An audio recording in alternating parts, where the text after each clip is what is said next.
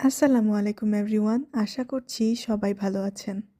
এখন পর্যন্ত যতগুলো ভিডিও আপলোড দিয়েছি সবগুলো রান্নাই আমার মা করেছে। তবে আজকেরটা একটু ডিফারেন্ট। আজকের সব রান্নাই আমি করেছি। প্রথমেই ছিল লাউ শাক, সিম এবং আলু দিয়ে। খেতে খুবই দারুণ ছিল। এরপর ছিল সরিষা শাক। সরিষা শাকও গরম ভাত দিয়ে খেতে খুবই ভালো লাগছিল।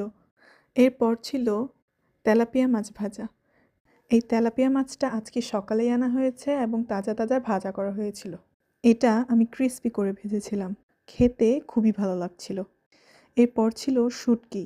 এটা বেগুন, আলু, মুলার্সে এবং চ্যাপা শুটকি দিয়ে রান্না করা হয়েছিল।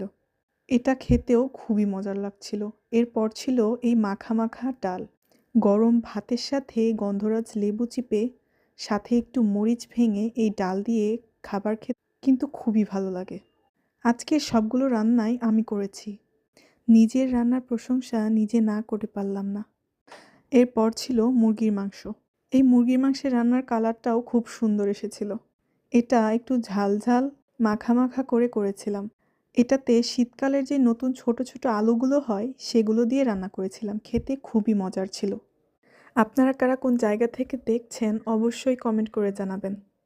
অল্প একটু মাংস, অল্প একটু আলু এবং অল্প একটু মরিচ নিয়ে মাখিয়ে খেতে কিন্তু খুবই ভালো লাগে। সাথে যদি লেবু থাকে তাহলে তো আর কথাই নেই।